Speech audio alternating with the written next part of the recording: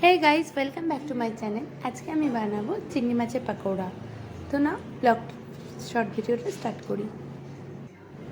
ফার্স্টে আমি চিংড়ি মাছগুলোর মধ্যে হলুদ অ্যাড করলাম, দেন তারপর জিঞ্জার গার্লিক পেস্টটা অ্যাড করলাম, তারপরে জিনিসটাকে মিক্সড করলাম।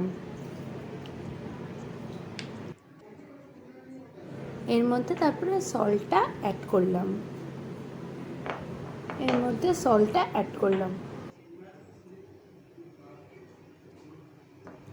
মধ্যে লঙ্কা পেস্টটা অ্যাড করলাম, দেন তারপরে জিঞ্জার গার্লিক পেস্টটা অ্যাড করলাম।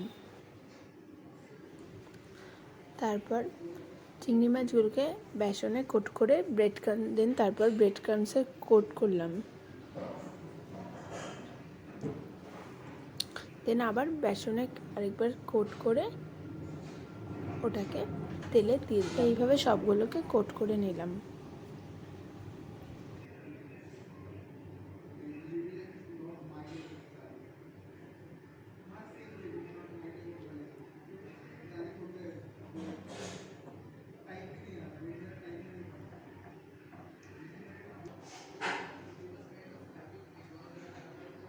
তারপরে কড়াইটাকে কিছুক্ষণ গরম করলাম।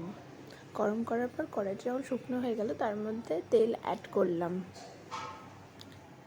তেলটা গরম হওয়ার পর এর মধ্যে ওই কোট করে রাখা চিংড়ি মাছগুলো ওগুলোকে দিয়ে দিলাম। আস্তে আস্তে ভাজা হচ্ছে, ভাজা কমপ্লিট। এবার সার্ভ করলাম। যদি